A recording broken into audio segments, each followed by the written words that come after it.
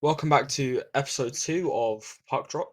And today we're going to talk a bit about the Raiders news, league news, and we've got an exciting interview for you guys. And then after once we've put in the interview, we're going to have a bit of a talk about next weekend. So, Brody, how are you feeling about the boys, their performance this weekend? Performance this weekend. Last weekend, I think it was a solid performance from us. We showed real character. We showed that we can really work as a team, and some players definitely stood out from last weekend. So it was a nice thing to watch. It was a nice thing to see, and I hope we can just continue it on. Yeah, I mean, it's good to see Brad Winterbank's back. He was on the bench this last weekend. I think I think it's important for him to get back into the hockey environment because for an injured player, if you're out for so long, you almost disconnect in a way. But being back on the bench is probably the best thing for him, and hopefully he can maybe play again in the coming future. So yeah, So it was 4-point weekends, 8-2 against Bees, and then 3-6 to us against Phantoms, which was good to see us win against one of the clubs that are higher up in the league. Leishram got a hat trick in the game against the Bees, which was brilliant to witness. he got even more than a hat trick. He got 4 goals as far as I know. But yeah, it was good because it really showed that we do have some leaders on the team, and like they almost influence other players to just push forward and get on and do it. So Talking about leaders of the team, congratulations to Jack Cooper with now he's overtaken Ben Pitchley for third most appearances in Raiders history. It's really quite impressive, to be fair. congratulations, yeah, especially congratulations to Jack. Obviously, it was a brilliant. He's been a brilliant player this season, and see him overtake and become third overall for appearances. It really is. It's a lovely thing to see. I think it'd be great to talk to him on the podcast, in fact, because of the fact he's played Yeah, so many games. I think it's over 300 games mm, for the Raiders. I believe so. Yeah, yeah. Yeah, So the bloke's an absolute machine. he is never stops, never stops. Never stops, indeed. In other Raiders news, Power played in his 100th game as a Romford Raider, which is once again really impressive. And Congratulations, Mikey we love Power. to see it. Congratulations. It was I like him as a player myself because he never sees signs of just giving up and just going home or anything like that. He's always keeps trying, keeps going, and I think that's the mentality you really need to be an ice hockey player because at points it can be tough, but he's never like back down. So I think it's brilliant. I think it's also great to see that he doesn't really take anything from anyone. Yeah, He's quite a strong player on the ice definitely, definitely. Yeah, when it comes to confronting the opposition. yeah. Um, is there any news that I missed, Brody, or is there anything else that you want to talk about Raiders wise? Um, not that I know of. In league news, Bees qualified, which I think isn't a bad thing. I think, especially as they're in Group A, I think that's a good thing for us. So the groups as they stand now, Telford and Peterborough aren't set in groups as they're equal on points at the moment. But right now, Group A consists of Bees, Hull Seahawks, Leeds Knights, and either Telford or Peterborough. And in Group B is Milton Keynes Lightning, Raiders, Swindon Wildcats, and either Telford or Peterborough again. And I think um, I'd rather have Peterborough in Group B because I think, well, we know we can beat them, and I think we definitely have what it takes to beat Milton Keynes and Swindon in playoff games. Definitely, definitely. Um, I'm glad we're not in the same playoff group as Leeds, because I think that would be a lot harder for the boys. Even though we can beat Leeds and we've shown that we can beat Leeds, I think it's good that they're gonna knock one of the other teams out, and hopefully we'll see Leeds and Coventry again to hopefully have a rematch in that final game. Yeah, hopefully. So now we're gonna we're gonna cut to our surprise Our, interview, which well, it's not really a surprise because we announced it on the Instagram, our but special interview, we got special interview our special interview. with That's Coy the right word. Prevost. Our special interview with Coy Prevost. So I hope you guys enjoy that and check out his brand Stray Industries at strayindustries.com, I think it is. I believe Yeah, it. go check out strayindustries.com and let's cut to the interview. So for today's interview, we've got Coy Prevost on. He's on over a point per game and has played an integral part in helping the Raiders secure their playoff position. Coy, welcome to the podcast and thank you for being our first ever guest. How are you Thanks feeling for having today? me. I'm feeling pretty good. It's a beautiful day out, so just out kind of exploring. Fair enough.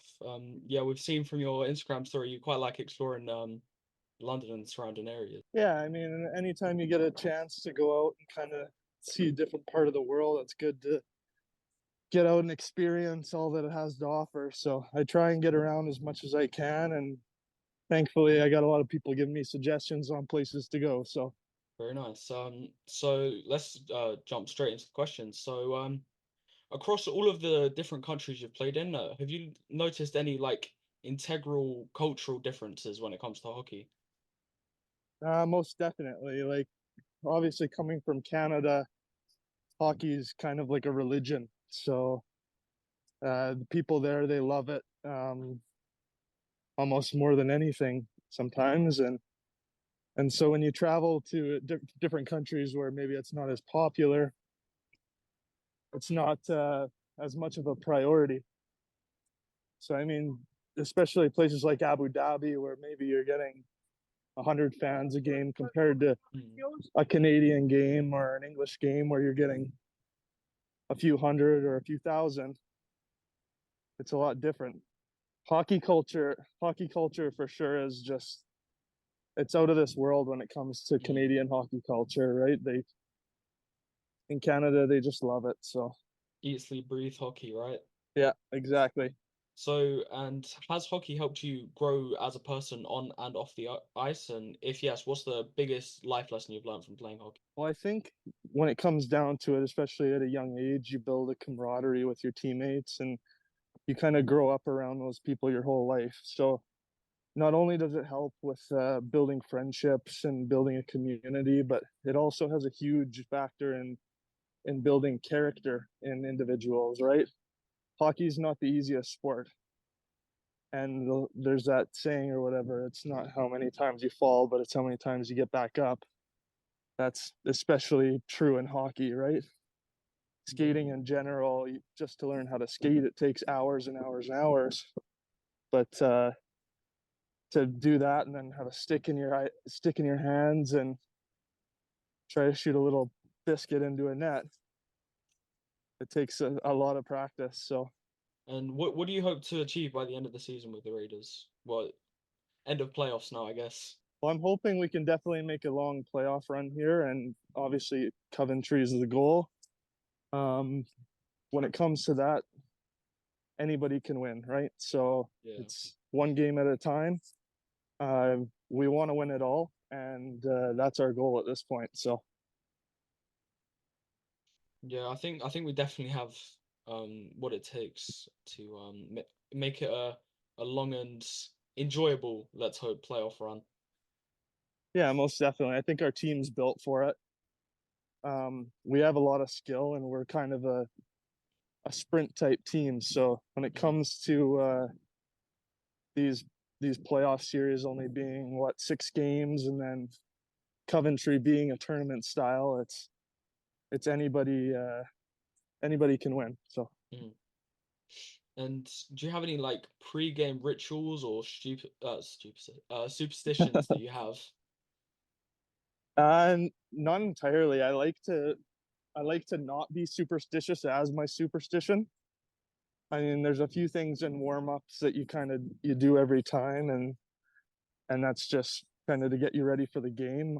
I guess one thing I do like to make sure my nails are cut, which is a little bit odd. I know it sounds weird, but I like to make sure my hands are clean just so when your hands are in the gloves all the time, sometimes your nails can get caught or tear parts of your gloves. So it's a little weird, but I mean, fair enough. Um, who would you say your like biggest role model when it comes to hockey is? uh, it's hard to say. It's easy to say your parents because I mean they're the ones that are getting you up at 5 o'clock in the morning to go to training and stuff. Because I mean, in Canada, that's how it works, right? So it's so hard to find ice time because there's so many people playing that you're waking up at ridiculous hours just to get on the ice, right? And so I had a lot of good role models growing up. I had a PE teacher that taught me a lot as well. And when it comes to the whole character talk and building good people instead of just good players, I think he was one of the most like inspirational for me. But yeah, I mean, there's tons of people through my career that I could definitely give shout outs to, and those people know who they are. So if they're listening,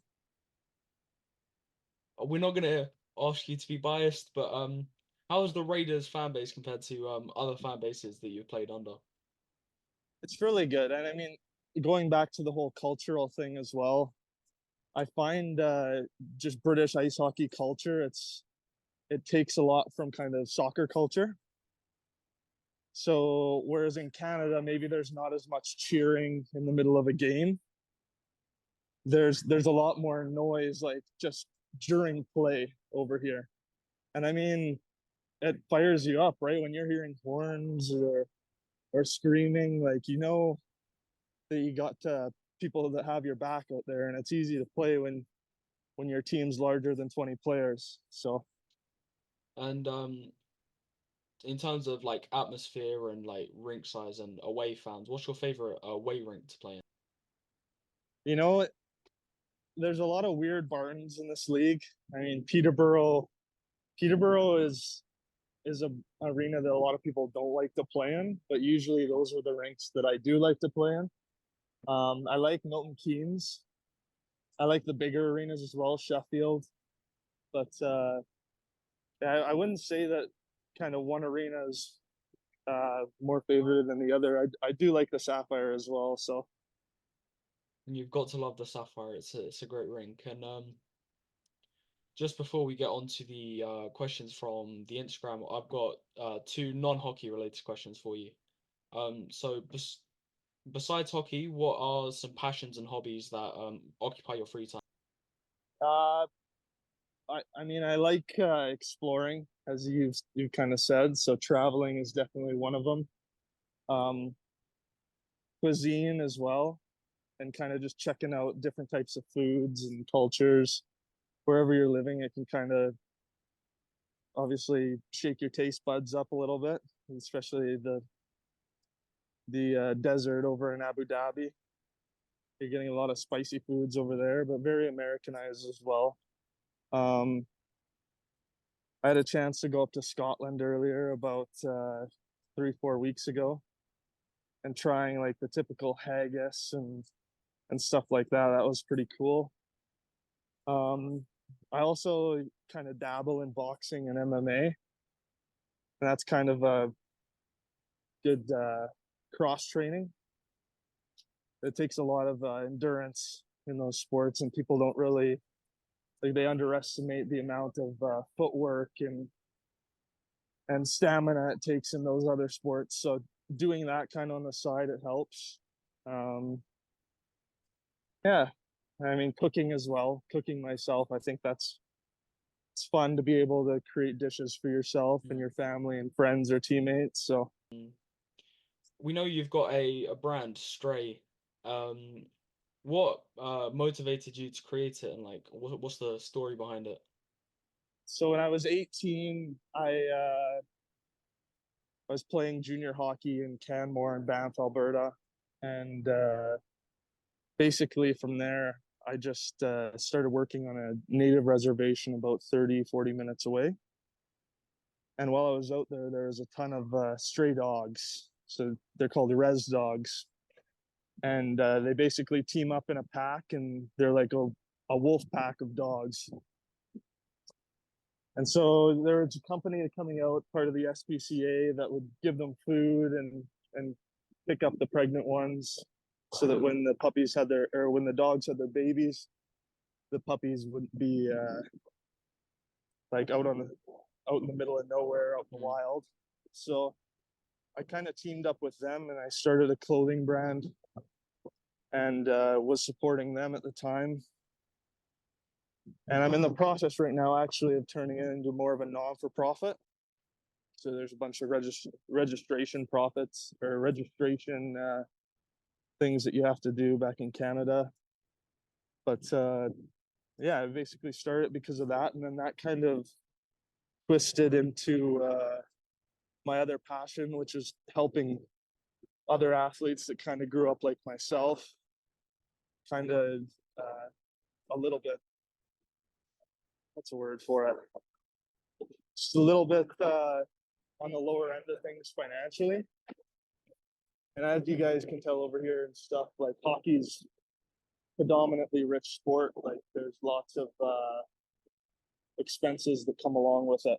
So it's hard for a lot of people to just get into it in general, right? A pair of skates nowadays is the top end are riding up $1,200, so or 1,200 quid, right?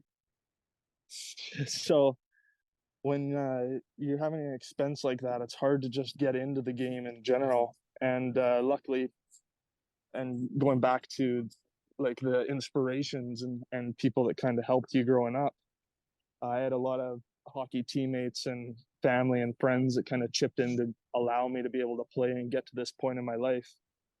So being able to give back in that sense, I started sponsoring different athletes and trying to help people in tougher situations just to be able to get into the game or to push them through fight camps and stuff like that. So I was lucky enough while I was playing over in Abu Dhabi to sponsor a couple MMA athletes from Canada. And they went out and fought in this event called the UAE Warriors. So it's basically the UAE's version of the UFC.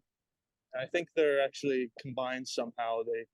The UFC might have bought them out or something, but it was pretty cool to be able to see that on a larger stage, and then obviously with athletes showcasing the brand and wearing my clothing and stuff like that is really cool. So that's really quite awesome. Brody, would you like to go over to the fan questions? Yeah, Okay, sure. So from one fan has said, how did you get into hockey in the first place? Well, in Canada, you're basically born with skates on your feet, so it wasn't too hard. I had a bunch of family members when I was about 3-4 years old that would take you out to an outdoor rink. Now, obviously, that's a huge part of why hockey's so popular as well. When you can go outside and have ice right there, it makes it a lot more accessible and easier to get on the ice. But yeah, I was basically 3 or 4 years old, and I was playing just for fun with family members or friends.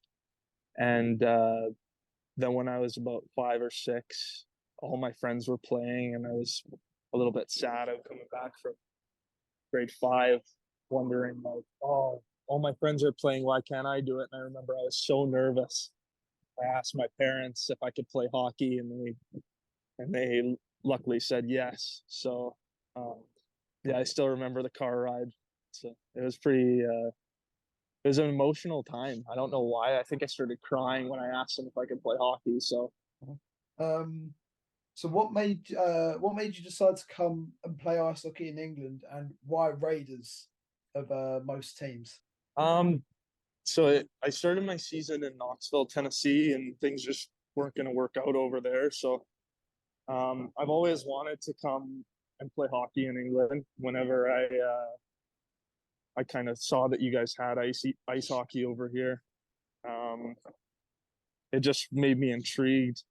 And obviously, any place that you'd question if they had ice hockey or not, it's kind of interesting to be able to explore that area and check it out. And my grandmother is from about 30 minutes outside of Romford. So she passed away about 2 months before I ended up coming out here. But with everything kind of transpiring the way it did, and then obviously with Sean reaching out and offering me a position over here, I figured it was kind of just fate. So that's how I ended up over here. What's been your highlight playing for Romford so far this season? I think anytime we're able to beat the top teams, that's definitely a highlight. I'd say my first goal, obviously coming over here too, was a little bit of a relief. I think that was my first game as well, so it's definitely yeah. I'd say that's my highlight. So obviously we've established that you like to explore quite a bit. You're quite an exploring kind of guy. So what has been your favourite place to that you've been to so far? It's a tough one. I've gotten to explore quite a bit. So there's a graffiti hall, I think near Canary Wharf, about 15 minutes away from that. I thought that was pretty cool. Camden Market, found that was pretty neat. Yeah, I guess the stereotypical tourist things, it's all pretty cool to see, but yeah, I don't know. Horizon 22, being up above the whole city and kind of seeing a lot of London. It's just crazy to kind of put it all into perspective, how massive London really is.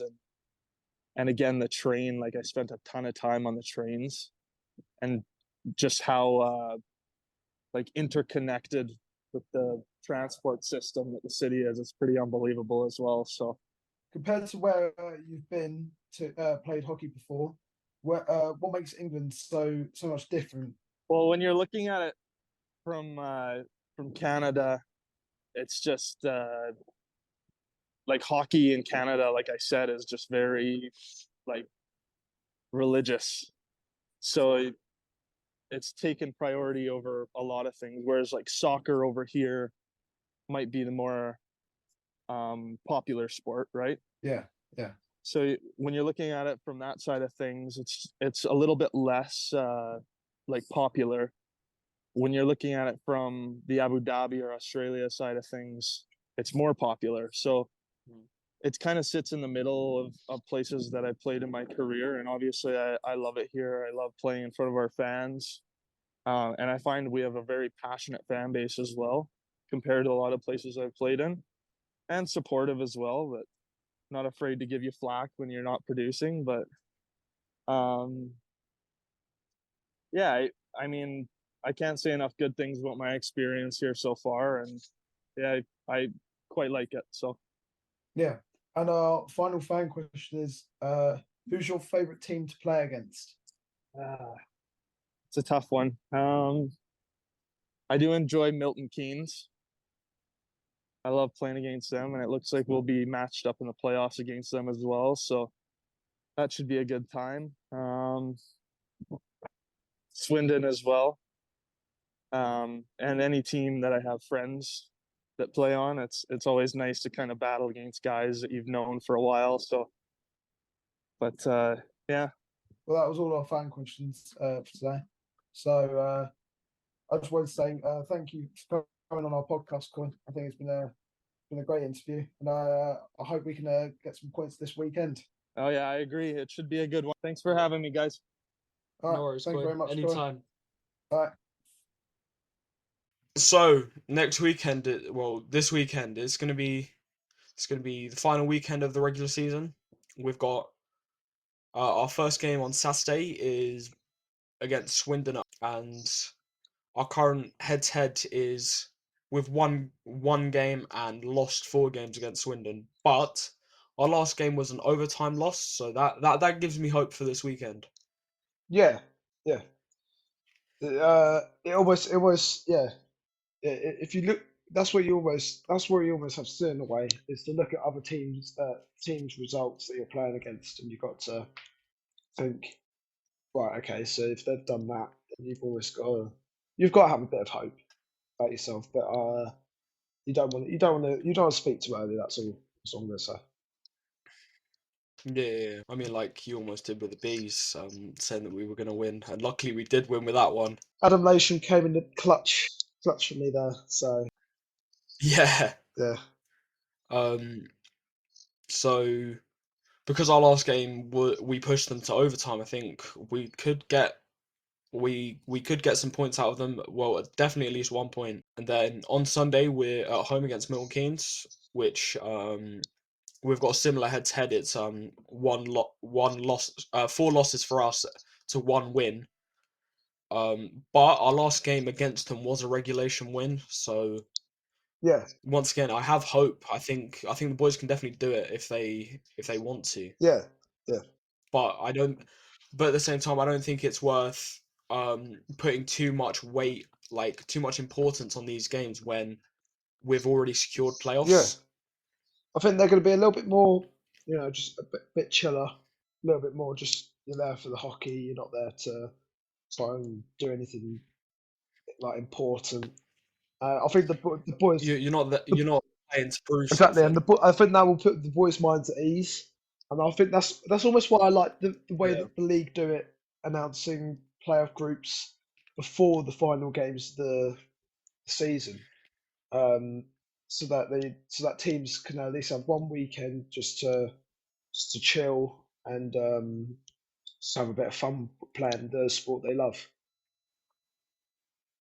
Yeah, I think it'll be it'll be important to not draw any penalties this weekend, because we don't want to be going into the playoffs with any Yeah, suspensions. yeah, So I think that this weekend's going to be some very clean hockey. I don't think there's going to be too many major penalties.